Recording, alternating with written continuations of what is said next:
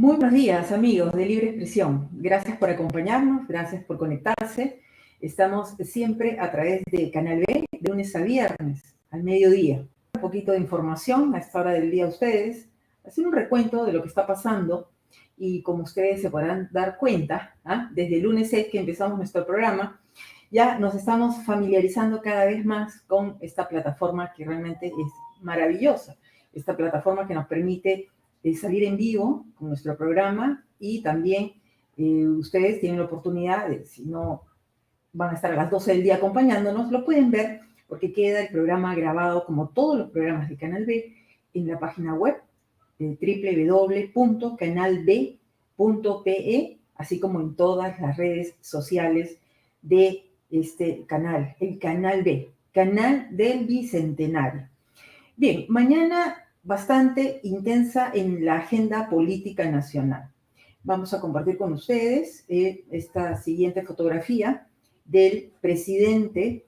El presidente se encuentra en estos momentos, el presidente Castillo, en Cajamarca. Tiene previsto regresar hoy a la ciudad de Lima. Y esa es una fotografía de la ceremonia de esta mañana en la que ustedes pueden ver se encuentra el gobernador regional de Cajamarca, Mesías Guevara, y también el ministro de Salud, Hernando Ceballos. Han recibido en esta ceremonia un cargamento de 24,000 vacunas destinadas para la región de Cajamarca. Y se ha aprovechado también, yo creo que por parte de los reporteros y de los colegas periodistas en Cajamarca, para hacerle una serie de preguntas al presidente Castillo, y él se ha referido muy a su entender y a la forma como él se conecta con los reporteros. Ha explicado que él no va a estar en dimes y diretes, refiriéndose a estos entredichos que se han generado entre miembros de Perú Libre, incluidos congresistas de la bancada de Perú Libre, con el ministro de Justicia, Aníbal Torres. ¿Y esto por qué? Porque el domingo el señor ministro de Justicia ha dicho, entre otras cosas, que no le parece correcto que el señor Vladimir Cerrón, secretario general de Perú Libre, se inmiscuya en temas del gobierno del señor Castillo. Bueno, ¿eso qué ha significado? Un comunicado por parte del partido de gobierno, Perú Libre, cuestionando este tipo de declaraciones del ministro de Justicia, ¿no? Que lo vemos aquí también, ministro de Justicia, bastante locuaz en los últimos días. Él también ha pedido directamente al Ministerio Público que sería correcto cremar los restos de Abimael Guzmán, cabecilla terrorista de Sendero Luminoso. ¿Y por qué vamos a este tema? Porque quiero compartir con ustedes la siguiente fotografía. Miren, se cumple el cuarto día en que el cadáver de Abimael Guzmán se encuentra en la morgue del Callao. Esta es una fotografía de personas que se acercan, ¿no? A las cercanías, digamos, se apostan en las calles muy aledañas de la morgue a protestar. Pero son personas que, entendemos, en su mayoría, pertenecen al Frente Nacional de Víctimas del Terrorismo, el FENAVIT. Y quiero compartir con ustedes un video de una escena que se produjo ayer, también en esta parte del Callao, cerca de la morgue, donde están los restos de Abimael Guzmán. Son imágenes en las que ustedes van a poder entender el sentimiento de familiares de víctimas del terrorismo. A ver si nos ayuda Alejandro Peña, por favor, para ver el siguiente.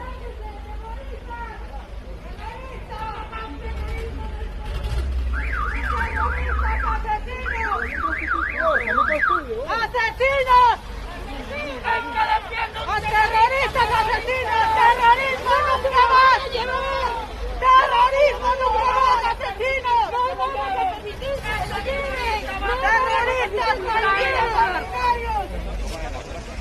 ¡Delincuentes, terroristas, asesinos! ¡No vamos a permitir que se lo lleven! ¡Toma la placa!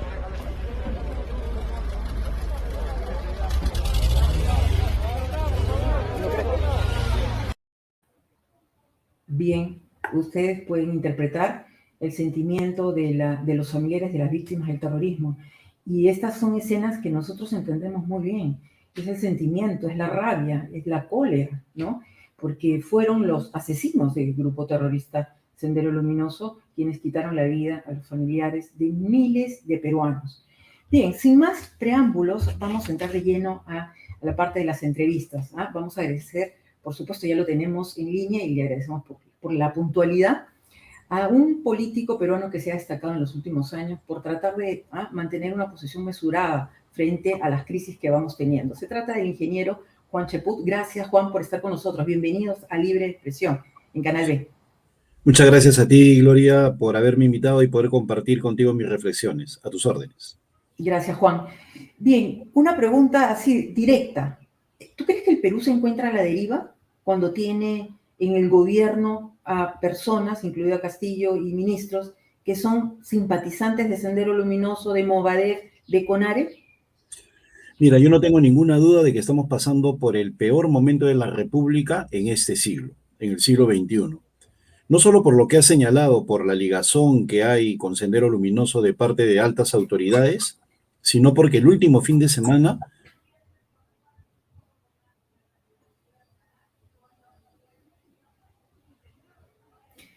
tenemos un problema de conexión con el ingeniero Juan Cheput, ex congresista de la República, ex ministro de Trabajo, a ver si podemos solucionar esta conexión. Pero rápidamente quiero mencionarles también, mientras arreglamos y solucionamos este problema, antes de mencionar el siguiente tema, quiero aprovechar para saludar, a las personas que se conectan a través de Facebook.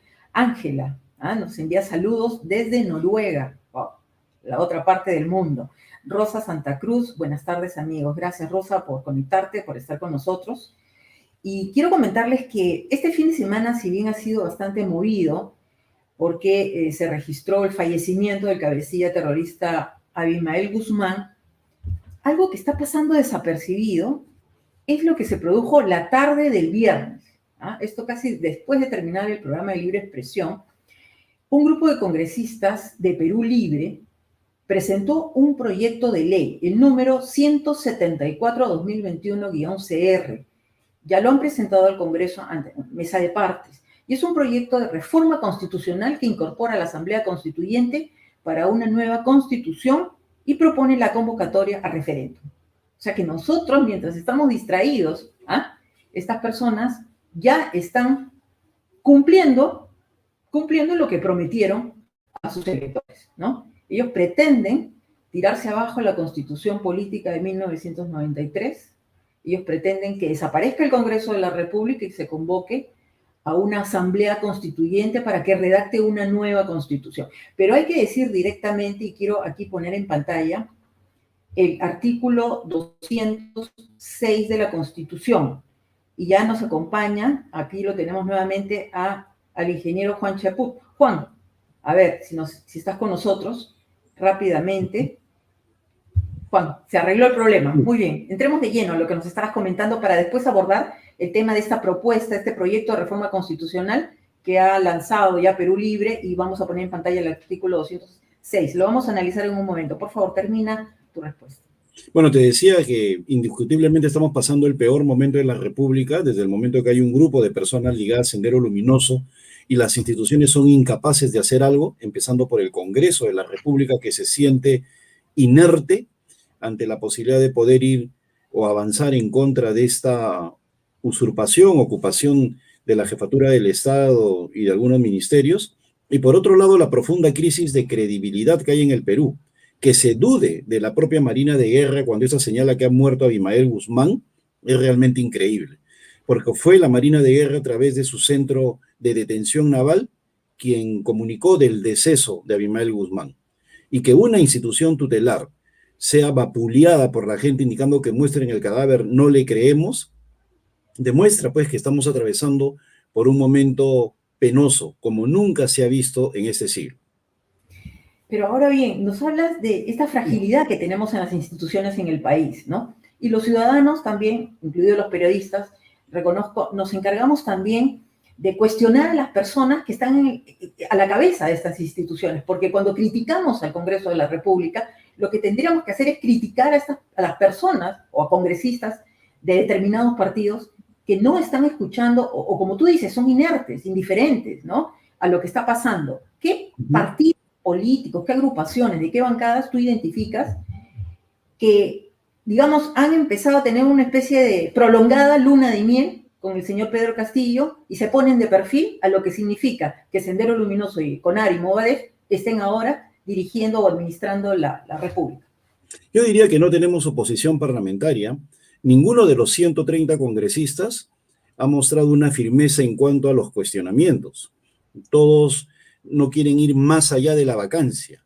Es decir, ni siquiera la mencionan. Mencionan una serie de artilugios, olvidándose que ellos tienen un poder efectivo desde el momento que son parlamentarios, pero quieren en el fondo, bajo el paraguas de la gobernabilidad, no hacerle mayor problema al gobierno. Eso es indudable. Y eso sucede porque es un Congreso sin figuras estelares en lo político, ¿no? O personas que por lo menos tengan una trayectoria comprobada de defensa de la democracia y una trayectoria también comprobada en materia de gestión política. No la hay. Pueden haber buenos militares, buenos abogados, buenos egresados de algunas facultades de comunicación, de administración, pero no hay políticos. A tal punto que tú ves los tweets en los cuales los parlamentarios sugieren, comentan, cuando un parlamentario no es un comentarista, un parlamentario no es un opinólogo, un parlamentario tiene el poder de interpelar, de censurar, de cuestionar y de hacer que el ministro corrija el rumbo de su accionar si es que está equivocado. Pero sin embargo no es así. Y aún más, se enfrascan en discusiones mediáticas, pero en el fondo que no ameritan mayor atención de parte nuestra, como la que estamos viendo entre Bellido y la congresista Chirinos, que si bien es cierto hubo una ofensa de por medio, pues que vaya por su cauce, por su caudal, que vaya a la Comisión de Ética. ¿Por qué no hay una denuncia formal ante la Comisión de Ética de algún parlamentario? ¿Por qué no hay una denuncia formal en la Comisión de Fiscalización? ¿Por qué no hay una denuncia formal en la propia Comisión de la Mujer? ¿Por qué no se pide? ¿Por qué crees que no hay? ¿Qué es lo que se dice? Vamos a invitarlo a la Comisión de la Mujer, vamos, porque como es primer ministro, no quieren censurarlo. ¿Y por qué no quieren censurarlo? Porque no quieren quedarse en el aire con la famosa bala de plata. Y al final pierden poder porque hay cálculos mezquinos. Si nuestros parlamentarios realmente hicieran política, hace rato que ante la acusación de Patricia Chirinos respecto al premier Bellido, le hubieran hecho una denuncia en la Comisión de Ética. Y como consecuencia de eso puede ser inclusive suspendido. Y como es suspendido tendría que renunciar. Pero ¿por qué no optan por ese cauce? ¿Por la gobernabilidad?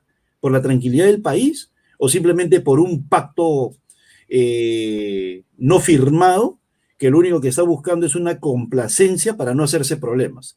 Un político no está para no hacerse problemas, por si acaso. Un político está para, si ve algo equivocado, tratar de cambiar ese rumbo equívoco. Pero no lo vemos así.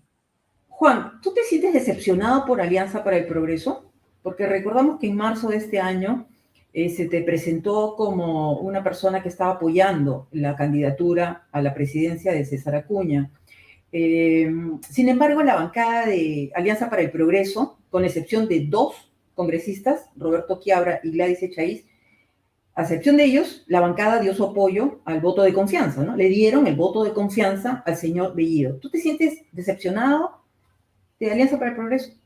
Sí, yo estoy cercano a César Acuña, no estoy todavía inscrito en el partido, pero tengo con él una vieja amistad con él y con Virgilio, y como tú bien has dicho, en la campaña colaboré al haber mi partido tenido una pésima performance a tal punto que ha desaparecido.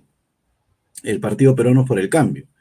Entonces, yo lo que veo es que, como siempre, hay una tremenda distinción entre lo que significa las decisiones de bancada y lo que pueden ser las decisiones partidarias. En este caso, yo no sé cómo se habrá desarrollado la discusión política para apoyar a Pedro Castillo, pero yo no estoy de acuerdo con ello indiscutiblemente, a tal punto que yo estoy viajando por el país para pedir la vacancia de Pedro Castillo. En todo caso, si yo vuelvo a tener un acercamiento con APP, que espero tenerlo, pues voy a decir las cosas claras, tal y como es mi estilo, ¿no? Que obviamente yo tengo una posición discrepante con este grupo que está íntimamente ligado a Sendero Luminoso, a tal punto que no han hecho ni un solo cuestionamiento serio respecto de su muerte, que podría servir para educar al pueblo peruano sobre lo que significó este asesino, este genocida, este individuo cruel. Pero no han dicho nada. Han tratado de tratar de que pase el tiempo para evitar hacerse problemas. Así que Si tengo oportunidad de hablar con César Acuña, pues obviamente voy a decirle mi parecer sin ningún tipo de duda. Pero su parecer no es precisamente a favor de la vacancia presidencial, ¿no? Digo, porque él El se día reúne en después, Palacio de Gobierno de César Acuña, porque incluso él ha respondido a invitaciones de Pedro Castillo en Palacio de Gobierno y hemos visto fotografías que se ha tomado con el presidente Castillo. ¿No así crees es. que esto es negativo de cara para sus electores, los electores de Alianza para el Progreso, que pueden ver dos posiciones distintas o incluso una posición convenida? ¿No crees eso? Sí, definitivamente genera confusión el hecho que el partido haya tenido una posición de apoyo a Keiko Fujimori y luego tengamos esta situación en la cual hay una cercanía a Pedro Castillo. Eso definitivamente genera una serie de dudas o de confusión en la opinión pública. Por eso te decía, si yo vuelvo a tener una cercanía, una posibilidad de diálogo con César Acuña, que espero que sea muy pronto, pues obviamente le voy a decir con claridad lo que esto ha generado como percepción ciudadana y lo peligroso que es tener una cercanía con Pedro Castillo para el futuro del partido y sobre todo para el país. Efectivamente. El fin de semana estábamos recordando cuando iniciamos esta conversación y tú te fuiste del programa por el tema de conexión. Estamos recordando que el viernes por la tarde miembros de Perú Libre han presentado el proyecto de reforma constitucional que incorpora a la Asamblea Constituyente para una nueva constitución y propone la convocatoria a referéndum. Proyecto de ley número 174-2021, Congreso de la República. Pero esto es anticonstitucional, Juan, porque la Constitución es clarísima. No se puede proceder como ellos están procediendo o hacer política basada en temas inconstitucionales y legales. ¿Qué opinas tú, Juan? Bueno, yo lo que opino es que este intento de modificar la Constitución a partir de ese proyecto de ley lo que está buscando es generar dos cosas. La primera, un mensaje claro de que ellos no van a ceder en su posición inicial. Y la segunda, el desprecio que ellos tienen por el Congreso. Pues ellos saben de que no tienen los votos, pero saben perfectamente que no van a tener una oposición consistente. Entonces ellos, a pesar que existe una gran cantidad de personas que están en contra de esa situación, de convocar una asamblea constituyente, presentan el proyecto de ley para decir, hemos ido por la vía legal. Nos la niegan, ahora vamos por la vía del referéndum con las firmas. Nos la niegan, vamos por la vía del pedido en las calles como en Chile y vamos a ver si nos la niegan. ¿Me entiendes? Es típico del marxismo. Nadie les va a poder decir, ustedes no quisieron ir por la vía legal, porque ya están presentando el proyecto de ley. Si se lo rechazan por falta de votos, van a empezar a decir ante la opinión pública, no quieren el cambio, van por la vía del referéndum. Si en el referéndum no consiguen las firmas, o en paralelo también lo pueden hacer, van a empezar a hacer una serie de manifestaciones públicas. ¿Para qué? Para que como consecuencia de la presión popular se vaya a una asamblea constituyente. El problema no es lo que ellos hacen, que es predecible. El problema es que en el Congreso no hay gente capaz de desnudar su verdadera intención. O sea, quedan como te digo, son opinólogos, pues, ¿no? Ya no son políticos. Ellos, marxistas, tienen oficio político y saben cómo hacer para generar las condiciones de tal forma de ir a una asamblea constituyente.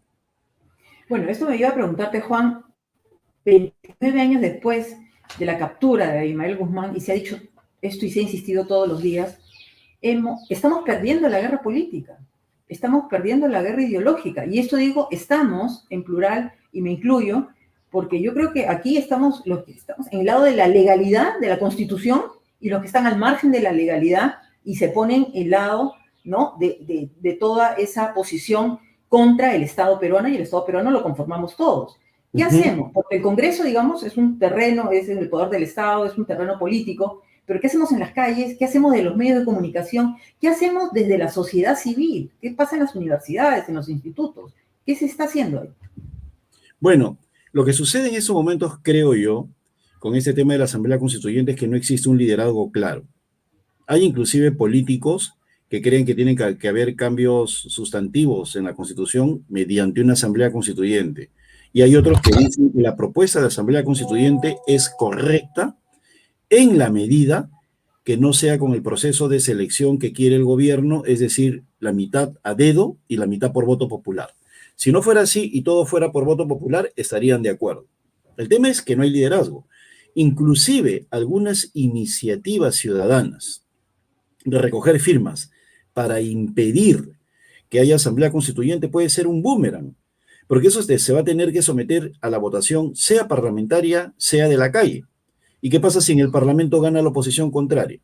¿Y qué pasa si en la calle uno pregunta, ¿usted quiere o no quiere constituyente? Pensando que la gente va a decir no quiero, y gana el sí, como consecuencia de una abrumadora campaña oficialista con bonos y con todo eso. ¿Me entiendes? Entonces, el problema fundamental, Peligroso. claro, por eso yo noto de que hay mucha inexperiencia política y que los medios inclusive exaltan, levantan, sin darse cuenta de que en política no hay nada definitivo hasta que llega la hora de la votación. O sea, puede suceder cualquier cosa. Y yo lo que veo acá es que en la oposición hay desorden, al igual que en el gobierno, no hay una cabeza única. Por ejemplo, hay marchas con el terrorismo, no hay una sola marcha, sino hay varias, ¿no? Igual en días anteriores, hay mensajes diversos, un grupo dice apoyemos al Congreso, otro grupo pide la vacancia, otro grupo dice busquemos la forma de conciliar, ¿no? No hay una unidad de criterio y eso obviamente favorece a aquellos que son sólidos en su posición, que son los comunistas. Ellos la tienen clarísima. Mira, yo noto que tanto Bellido, como Castillo, e inclusive a Guillermo Bermejo, se burlan de sus colegas. Ya llega el momento en el cual se nota que hay una burla, hay un desprecio por sus colegas, como diciendo yo sé que no me van a hacer nada, o que no pueden hacerlo. Y hay que decirlo, todo eso es consecuencia también de lo que hizo Vizcarra. Al sacar del Parlamento a gente con experiencia, gente que podría enfrentar a estos individuos, nos ha entregado a un comunismo que al frente tiene a gente inexperta, de buena intención, de buena voluntad, que tiene un buen discurso, pero no entiende lo que son los mecanismos del poder, ¿no? Martín Entonces, Vizcarra ha generado esta crisis sin ninguna cuando duda. cerró el Congreso Mira, haciendo una interpretación fáctica y después todo se ha eso generado todo lo que tenemos. hay que remontarnos a varias cosas, ¿no? Primero, el papel de los caviares, que yo creo que son los verdaderos enemigos del Perú y que ahorita están escondiditos.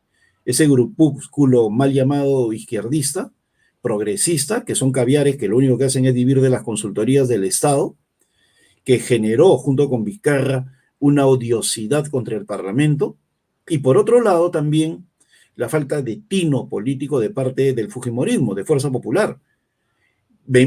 Manuel Merino no hubiera caído si Keiko Fujimori no le quita el apoyo como bancada, ¿no? Al igual que la bancada de APP, la noche del 15 de noviembre, ¿no? Le quitan el apoyo, obviamente cae Merino.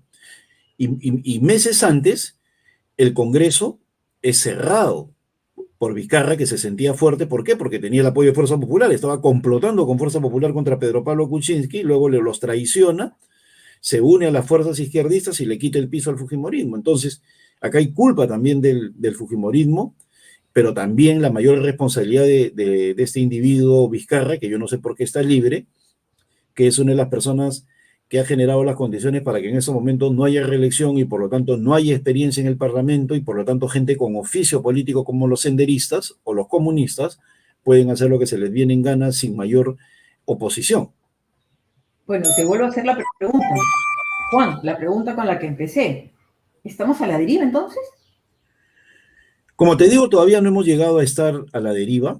Lo que sí hay es un ambiente de decepción ciudadana tremendo y por otro lado una profunda desconfianza y falta de credibilidad. Eso es lo que hay, que pueden ser los momentos previos a una caída libre irreversible, en la cual, ante el desorden generalizado, se imponga Castillo con sus huestes. Eso es lo que podría suceder.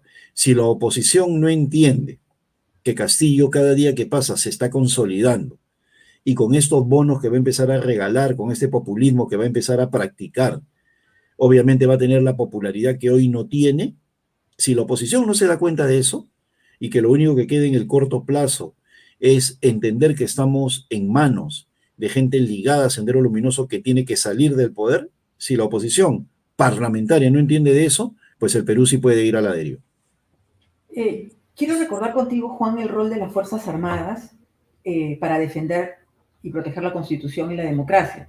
y esto no es ningún llamado a nada, que no se interprete mal, sino que la Constitución política, ¿no? Estipula exactamente el rol de las Fuerzas Armadas, que es defender la democracia. Así es, ¿Cómo pero observas tú? pero eso no significa levantarse contra el poder. Explícalo, por favor. Sí. Defender la democracia significa aceptar los resultados electorales. Y nos guste o no, Pedro Castillo ha sido ungido como presidente de la República. Ni un militar, ni uno, va a meterse en una intentona de golpe de Estado o de cosas de ese tipo, porque hoy las sanciones locales e internacionales son muy firmes y draconianas, ¿no? Hoy en día un país que comete un golpe de Estado, pues simplemente se condena a ser un paria internacional, y quienes lo protagonizan son sujetos de juicios muchas veces draconianos. Entonces, yo no creo que las Fuerzas Armadas estén en esa condición. Acá es un tema eminentemente político. Acá la política es la que tiene que actuar, y es a través del Parlamento. El Parlamento tiene que entender que esta situación debe llevar lo que estamos viendo, la actitud frente a Sendero Luminoso, los antecedentes del mismo Pedro Castillo, los comportamientos y la propia trayectoria del señor Guido Bellido, que yo no sé cómo permanece como premier. Todo eso debería llevar a configurar ya un estado de anormalidad en el cual el Congreso tiene que jugar un papel, pero no lo hace, pues. Ellos se han convertido en personajes declarativos, comentaristas de la opinión, ¿no?, de la ciudadanía, pero no ejercen el poder como deberían hacerlo. Es decepcionante el papel del Congreso. Y el rol que está cumpliendo la presidenta del Congreso, Mari Carmen Alba, de Acción Popular, que ya ha enfrentado 3 mociones de censura por parte de Perú Libre, ¿cuál es tu impresión? ¿Cómo Bueno, está desempeñando? Ella tiene que estar en el justo medio, ¿eh? Mira, y yo hablo con total objetividad. A ella no le corresponde levantar el Congreso contra el gobierno. Ella tiene que tratar de guardar el equilibrio. Acá son los parlamentarios los que a través de las mociones de censura, de los planteamientos de interpelación, son los que tienen que ejercer el control político. La presidenta del Congreso no es una jefa, no es una lideresa de todos, ¿no? Ella es elegida por sus pares para ejercer la coordinación y la administración del Parlamento. Y yo creo que desde ese punto de vista está teniendo una actuación adecuada. Es a los parlamentarios a quienes le corresponde ejercer el control político, y yo veo que no lo están haciendo como debe ser.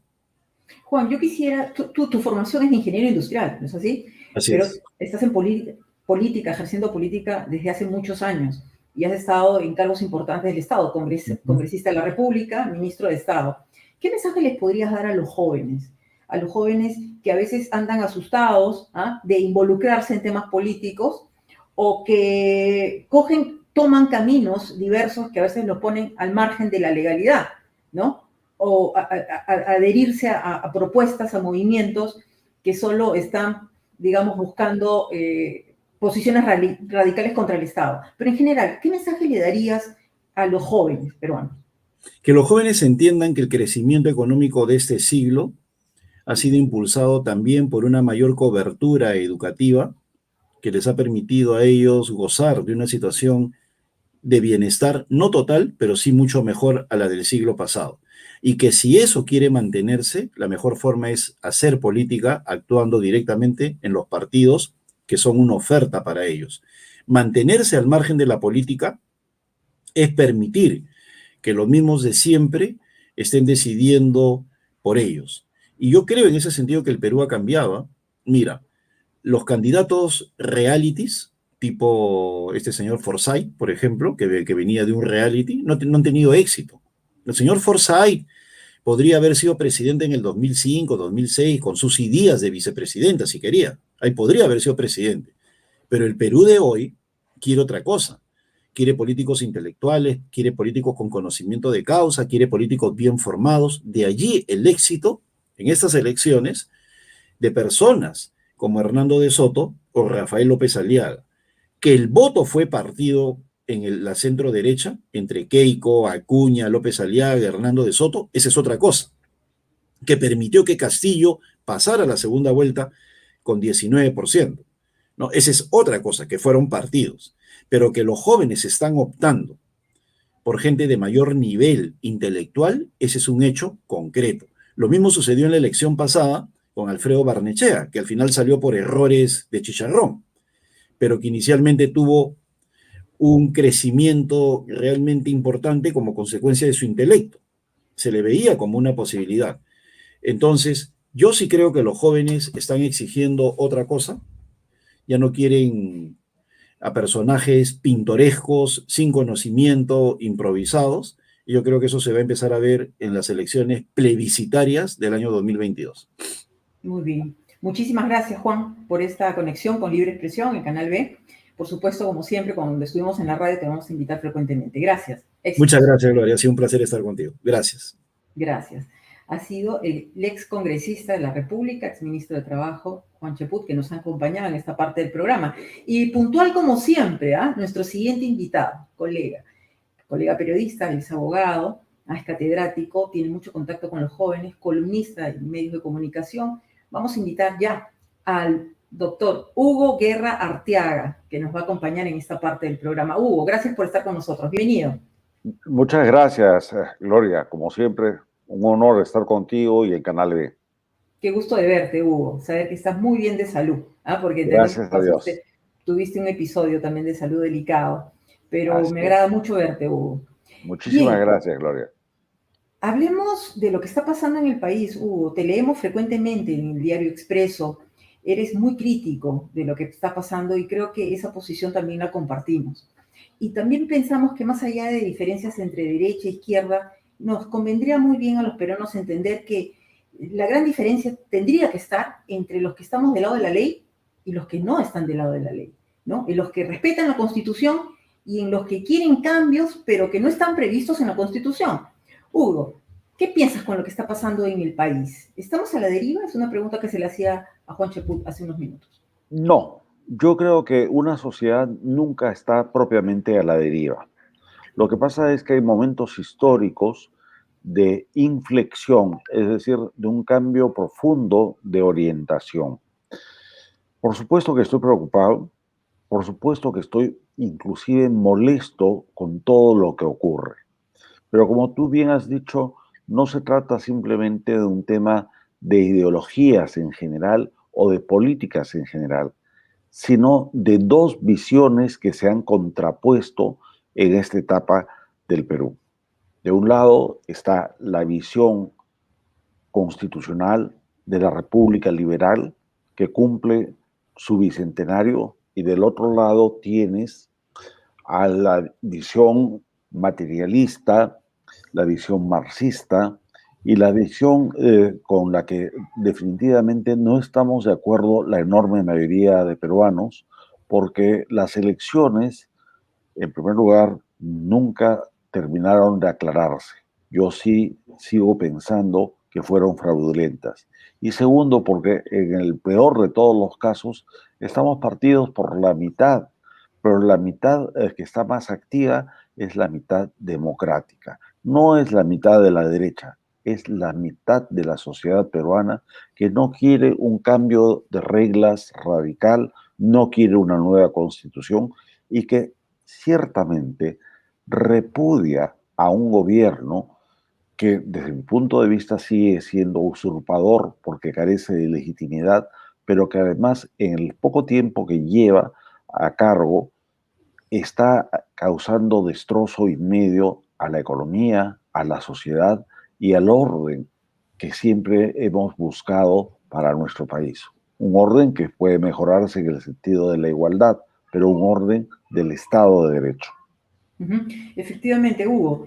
Sin embargo, las críticas considero que no deberían de ir necesariamente por si son inexpertos, si no tienen maestría, si no tienen doctorado. Aquí lo grave es esta cercanía que tienen con el grupo ilegal Sendero Luminoso, grupo terrorista Sendero Luminoso, o con movimientos de fachada, como lo ha dicho Benedicto Jiménez, el ex GEIN, ¿no?, del Grupo de Investigación Antiterrorista, en un especial que hicimos en Canal B.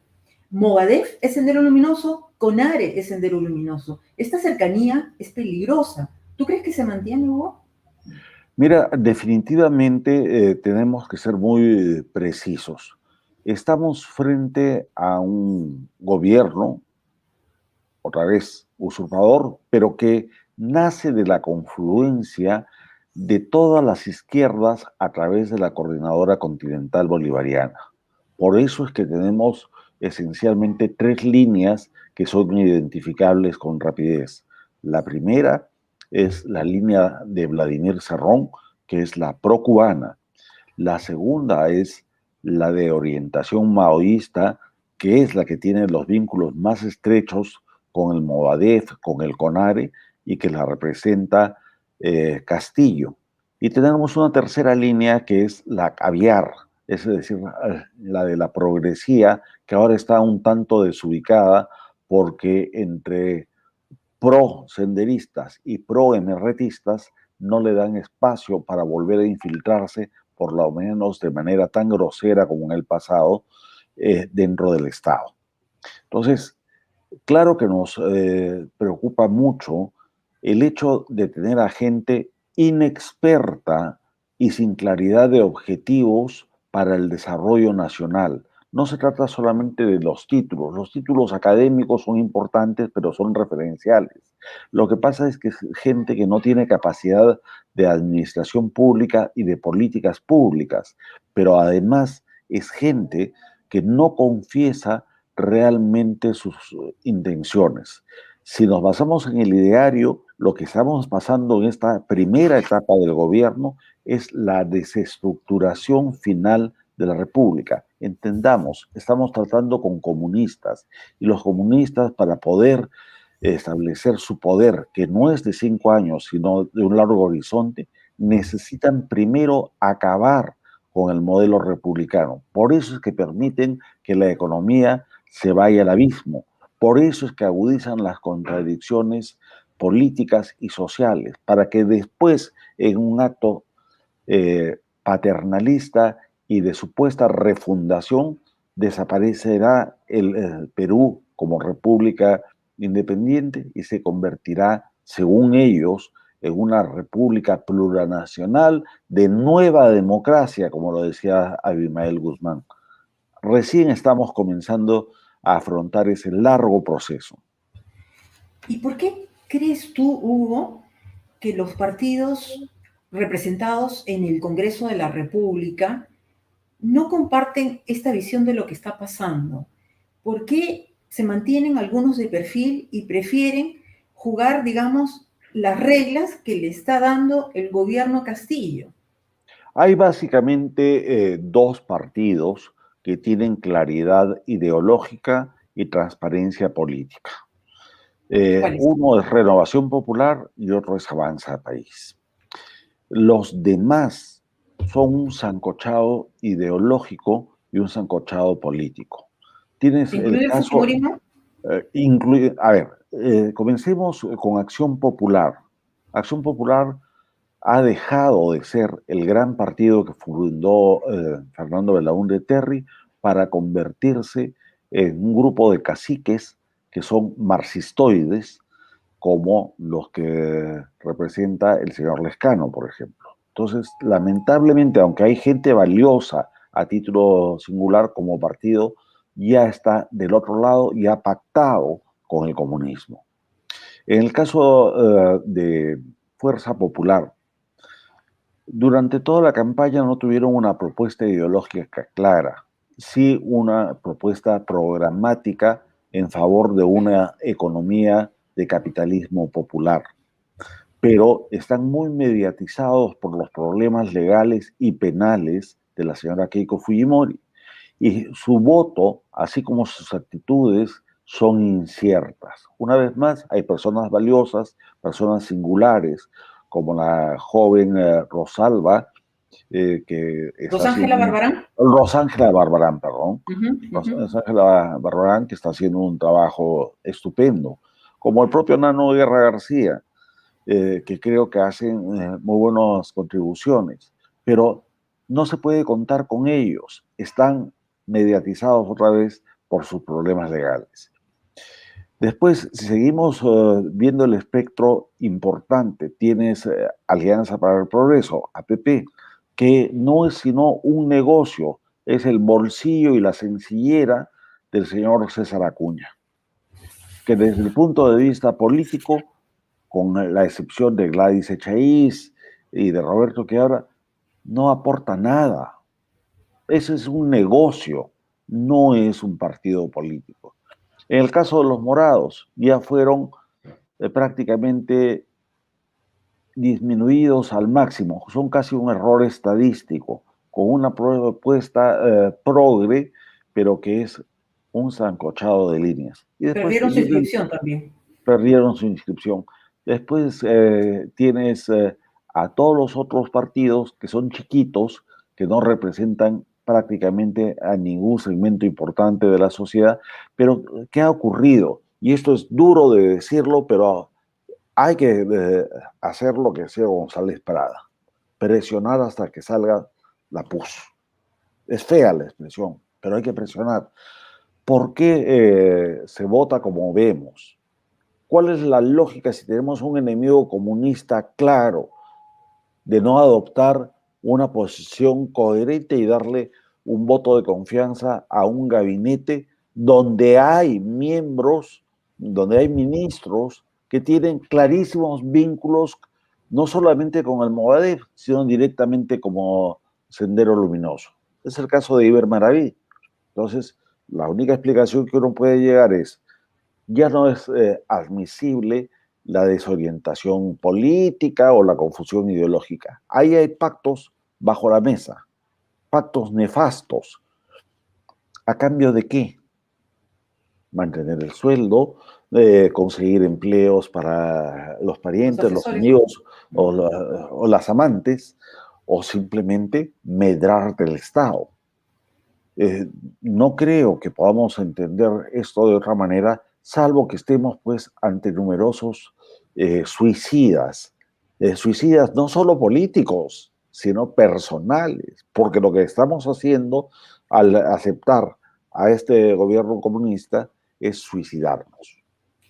En esta descripción que estabas haciendo sobre el desempeño de las bancadas, ¿cómo ves el caso de Avanza País, de Renovación Popular?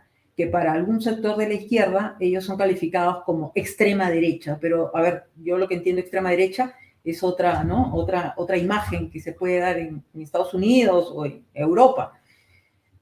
Muchas veces me califican como muy duro en mis expresiones, pero no hago sino utilizar el castellano y el castellano peruano. Decir que Avanza País y que Renovación Popular son de extrema derecha es pura guachafería. Es peruanísimo el término. Porque en el Perú, en primer lugar, no existe derecha, salvo por oposición a otras tiendas, pero no existe derecha propiamente ideológica, partidarizada y desplegada en sus acciones, no existe. Existen personas que tienen una vocación constitucional y por eso se les puede percibir como conservadores, pero derecha ideológica claramente establecida no existe en el Perú. Si quisiéramos pensar en una derecha dura, pues tendríamos que pensar en una falange española, o en el gobierno actual de Hungría, o en el gobierno actual de Austria. Pero en el caso del Perú, por Dios santo, simplemente porque tenemos personas que dicen lo obvio y se apegan a la constitucionalidad y se apegan a la defensa de valores permanentes como la familia, como la patria, como la preservación de la identidad nacional. Yo creo que eso es parte del mecanismo de deconstrucción política y de deconstrucción democrática que han venido haciendo y siguen haciendo las izquierdas de todo pelaje, desde las caviares hasta la roja roja. Bueno, en el caso de la defensa de la vida es clamoroso, ¿no? Yo siempre supremo la vida y es para todos, tenemos que defenderla todos por igual, incluso el concebido. Una cosa es la libertad de conciencia, pero otra cosa es que cerremos los ojos ante lo que la propia ciencia ya nos ha demostrado. No hace mucho, en una de mis clases de Derecho, yo les planteaba a mis alumnos lo siguiente.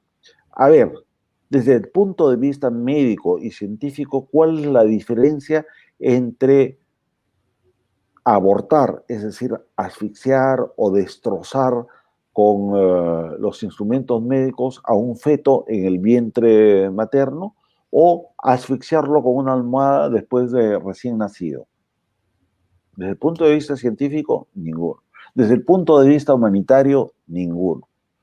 Acá persiste la visión tanática. Yo tengo que confesar, una etapa de mi vida y mi juventud también estuve cercano a las posiciones abortistas, pero con la madurez uno entiende, y después, además de todo lo que he tenido que pasar, entiende que el valor supremo de la vida hay que defenderlo. Si hay personas que quieren optar de esa manera, pues que hagan sus movimientos y que planteen no cambios constitucionales, sino reformas ordenadas. Bueno, Que se ahí pueden hacer. democráticamente, no, claro, democráticamente tendremos que aceptar pues realidades que no son las que nosotros queremos, pero mientras tanto que no nos nieguen el derecho, ironizándonos o haciendo caricatura de nuestras posiciones, cuando lo que hacemos es defender la vida. ¿Qué Ese es un tema. defendemos? Ujú. El derecho a tener una confesión religiosa. Dios. Yo no soy cristiano, por ejemplo, pero sí soy creyente. Entonces, cada uno tiene derecho a tener un credo religioso. Estamos en una obligación ética, moral, fundamental, cosa que niegan los comunistas, a defender la patria, el territorio nacional, Los los valores. intereses y los valores supremos de nuestra república, cosa que ellos quieren deconstruir. Estamos obligados a defender a la familia, ¿no es cierto? Y dentro de la familia está desde el derecho mismo a la vida hasta la preservación de la unidad de la familia como célula básica de una sociedad que en caso contrario va a entrar en una crisis espantosa. Lo estamos viendo en Europa Occidental, donde ya la tasa de recambio poblacional no alcanza para reemplazar a los viejos en la obra, pero hay que mantenerlos con jóvenes que tienen que importar del exterior como materia prima, tan duro como eso. Y por supuesto, hay que defender la propiedad. La historia de la humanidad ha sido permanentemente una lucha por defensa de la propiedad, porque la propiedad no es otra cosa más que el reflejo y la consecuencia de la vida orientada al trabajo, orientada a la producción. Si a eso nos llaman derecha, francamente me parece ridículo. Simplemente somos demócratas. Aceptamos cualquier cambio que no niegue esos principios fundamentales. Y aceptamos que los cambios puedan darse de una manera ordenada, no fuera de la ley, ni tampoco vía una revolución sangrienta como la que representó hasta hace 2 días este miserable Abimael Guzmán. Hugo, tú que tienes contacto con estudiantes cada día, que escuchas también, ¿no? Porque a veces los maestros, los profesores se encuentran en la situación que tienen que escuchar a los jóvenes que tienen incluso problemas familiares, en fin. Pero frente a esta carencia de educación y de formación en valores, tú que eres periodista con tantos años inmerso en el periodismo, ¿qué debemos hacer desde los medios de comunicación? Porque sí, se dice siempre, funciones, informar, orientar, entretener, pero ¿qué nos está faltando en los medios de comunicación? ¿Qué les falta a muchos colegas? Ética y moral. La moral es una cosa muy sencilla que todos debemos recordar. Es simplemente la capacidad de diferenciar entre el bien y el mal. Y la ética es actuar en la vida de una manera coherente con nuestros dictados morales. Pero, ¿qué tenemos en gran parte de la prensa? Un disloque funcional. La gente puede tener moral personal, pero su ética al momento de actuar, en este caso al momento de transmitir la información, se quiebra. ¿Y cómo se quiebra? Cuando se termina siendo el repetidor de la voz del amo. ¿Y quién es el amo?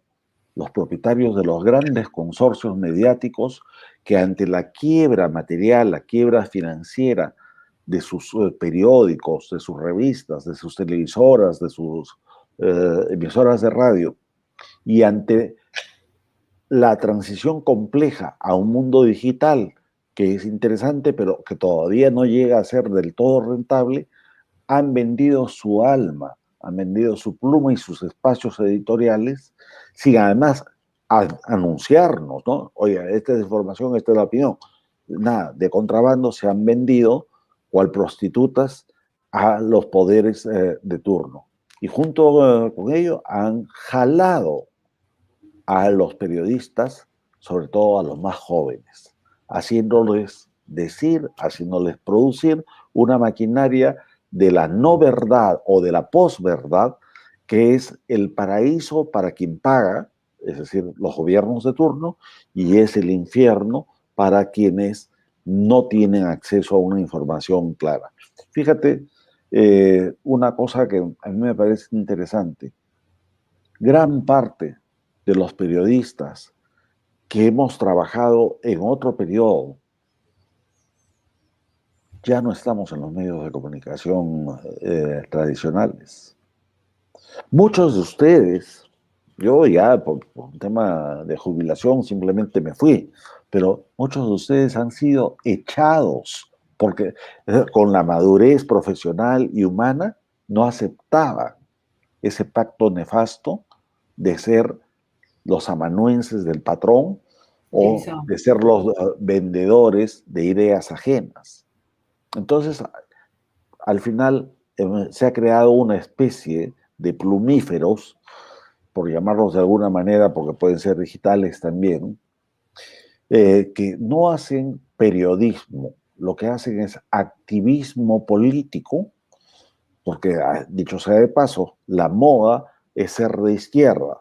Alguien que no sea de izquierda y que no comulgue con la izquierda es simplemente criticado, abuchado, separado. Es extorsionado por el sistema. Mientras que los otros simplemente dicen, bueno, al final escribir puede ser tan fácil como cambiar neumáticos. Me dedico a la técnica y lo hacen bien. Los programas que uno ve como manejo de cámaras, como manejo de recursos tecnológicos, es maravilloso, pero los contenidos son, en muchos casos, y otra vez me sale un poco de dureza, en muchos casos son basura pura.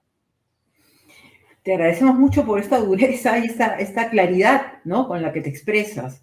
Sí, efectivamente, muy duro lo que nos estás diciendo y creo que es una responsabilidad de todos los periodistas. Pero acá hay una responsabilidad de los medios de comunicación y, como tú dices, Hugo, de las empresas que operan los medios de comunicación, ¿no? Y que han recibido por años publicidad estatal y han bailado al son de la marinera que les han puesto los gobiernos de turno. Y lo que están haciendo en este momento es, el gobierno comunista ya no está subsidiando, porque ese es el término, subsidio a los medios de comunicación tradicionales y más grandes. Ahora está reorientando, y en eso consiste su revolución, a subsidiar a las emisoras de provincia, bajo el supuesto de que están redistribuyendo la publicidad del Estado. En realidad lo que están haciendo es comprando más medios dentro de las regiones. Una realidad que desde Lima no vemos con la debida atención, pero que sí es importante. Al interior del país, efectivamente, Hugo, y lo hemos dicho aquí en Canal B, a través del programa de Alfonso Gaella, hay bastante publicidad en radios, en radioemisoras en el interior del país, donde se está haciendo y se está alentando al cambio de la Constitución, ¿no? Efectivamente. Y esto es peligroso porque eso está al margen, la Constitución no lo permite. Y esta es la carta política que estamos obligados a cumplir todos los peruanos, más allá de ideologías políticas. Definitivamente el cambio de Constitución por la vía que plantean no es procedente. Lo que se pueden hacer son reformas. Porque, se han hecho. Claro, la Constitución no es un documento pétreo ni perfecto, es siempre perfectible. Se pueden y se deben seguir haciendo. Yo mismo soy partidario de hacer algunas reformas constitucionales, pero un cambio, claro, un cambio radical no. Pero lo que está ocurriendo dentro del país, en las regiones, es efectivamente utilizar a los medios locales como alfiles para proyectos políticos. Uno es el constitucional, pero mira, me precio de haber viajado y de seguir viajando por el interior del país. Me conozco prácticamente toda nuestra patria y el poder que tiene en cada localidad la emisora o el periodiquito local es brutal. Las honras, el buen crédito, el buen nombre, el prestigio, todo depende de lo que diga la radio chiquita, ¿no? Es mucho más poderosa de lo que imaginamos. El mecanismo de elección del Congreso también depende mucho de esos medios de comunicación del interior, más que los metropolitanos de Lima. Entonces, el enfoque estratégico que están haciendo los comunistas está muy bien planificado. Es lanzar su modelo subversivo, su modelo revolucionario desde dentro, pero de manera descentralizada. Y una vez más, los medios de comunicación son los que están jugando un rol importante y sin darse cuenta además de que tienen que reaccionar de una manera mucho más drástica. Porque si hoy no se enfrenta al gobierno comunista y no se activan todos los mecanismos de protección, aquí, y esto lo auguro, tocando madera, como suele decirse, muy pronto vamos a haber reeditado el drama del Velascato, de la época del gobierno militar. Muy pronto, si los medios de comunicación grandes deciden por fin liberarse del yugo del Estado, van a tener que pasar por el aro de la incautación, de los cierres forzados y de la persecución. No puede ser posible que ya tengamos, de hecho, un periodista que tiene que estar refugiado, autoasilado en el exterior. Beto Ortiz, a quien yo aprecio, admiro por su valentía y que además nos ha dicho, si yo no salgo del Perú, aquí me van a hacer algo o me van a matar. Philip Butters ha tenido gente en una cantidad numerosa intentando hacerle daño, ha tenido que vivir rodeado de seguridades hasta hace unas cuantas semanas. Es necesario... El excongresista César Combina. El excongresista César Combina. Ahora, asilado en España. Y hay otros que están en camino. Mira, los que ya tenemos canas hemos pasado por todo eso. En lo personal tuve que afrontar 3 atentados terroristas y tuve que vivir para proteger a mi familia literalmente pistola en mano. Queremos que eso se repita con la persecución que ya está en curso de parte del gobierno comunista. ¿Qué nos falta para unir fuerzas democráticas y en este caso también mediáticas? Líderes. Y plantear la vacancia. Que no faltan líderes. Yo no sé si... aglutinen todo ese descontento y orienten el camino, como nos decía Juan Cheput hace unos momentos, y líderes que no los ve en el Congreso de la República. Los líderes no necesariamente están en el Congreso de la República, pero sí, yo voy con frecuencia y contribuyo de alguna manera en la organización de las marchas que se están dando, los plantones y las manifestaciones. Y veo que hay una gran efervescencia popular. Se ha logrado algo maravilloso.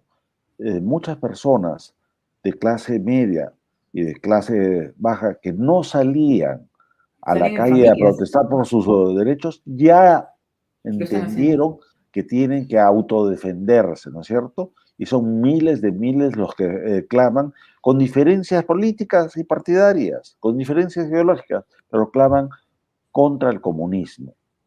Eso es como una vitamina para la democracia, que los ciudadanos participen. Y sí hay líderes. Lo que pasa es que todavía hay líderes jóvenes, mientras que los líderes mayores están, en unos casos, con mucha prudencia y en otros casos, bueno, pues desgraciadamente han pactado, ¿no? Muchísimas gracias por tu tiempo, Hugo. Ha sido realmente un gusto poder conversar contigo y conocer tus reflexiones. Muchísimas gracias. Muchos éxitos. Un honor estar con ustedes, Gloria. Muchísimas gracias. Gracias. Ha sido quien nos ha acompañado, Hugo Guerra, abogado, catedrático universitario, columnista en varios medios de comunicación, periodista, por supuesto, hasta más allá. 13 horas, 1 en punto. Llegamos hasta aquí, sin más. Un gran saludo a los amigos que nos siguen escribiendo. Gracias por compartir los contenidos de Canal B y de nuestro programa Libre Expresión. Los esperamos mañana. Gracias.